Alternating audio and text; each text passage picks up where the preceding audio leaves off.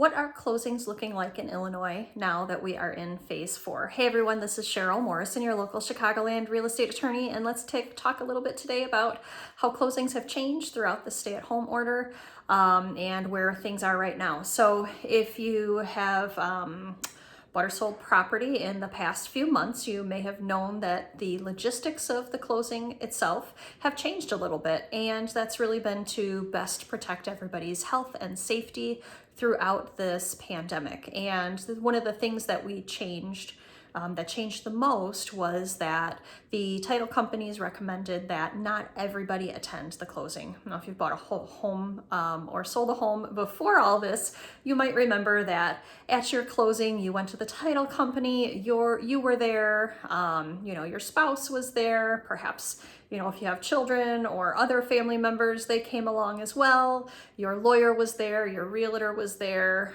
your loan officer was there, the other parties may have been there along with their attorney and realtor and then the closer. So it was easily, 10 people in a room for an hour or possibly 2 while we went through all of the paperwork, made sure that everything was in order, collected all the funds, and then dispersed them according to everyone's instructions. Now, of course, because of COVID-19, that became a very worrisome practice. So back when the stay-at-home order was enacted, of course, being the essential services that we are, closings still went forward, but the title companies decided that it was in everybody's best interest for us to limit the amount of people in that closing room, which meant that by and large, the buyers were the only people there. Perhaps the buyer's attorney would be there in person as well. Otherwise, the loan officers were not supposed to be there. The realtors were recommended not to be there. The sellers were recommended to pre-sign and not be there. And then same for the seller's attorney, was recommended not to be there. Now that we're in phase 4, there are a little bit more, fluidity and a little bit more leeway built into these practices, and you might see that some realtors may attend a closing or come at the very end.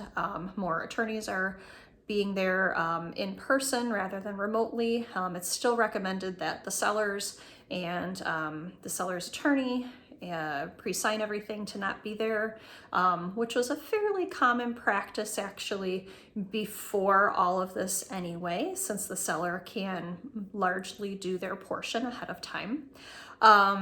So that being said, what for me, my office and my clients, I'm giving my clients the choice. I still do think that it's probably in everybody's best interest that people limit their exposure to other people just in case, you never know.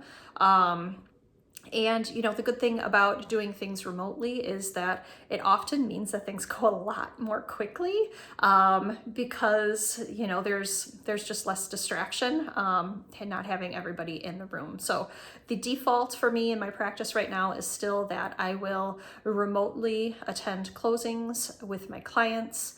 And, if my client does have a reason that they want me there in person, we can absolutely accommodate that as well.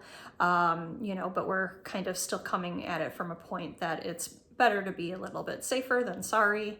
And that since everything can still get done the way it needs to be done, without having everybody in the same room, that, why not continue that practice for the time being while, we all get used to the new stage that we're in and see how all of that shakes out. So I hope that this has been helpful for you. If you have any questions or concerns, please do share them with me. I am really happy to hear all of your feedback about this process, about your experience with it, what you liked, what you didn't like.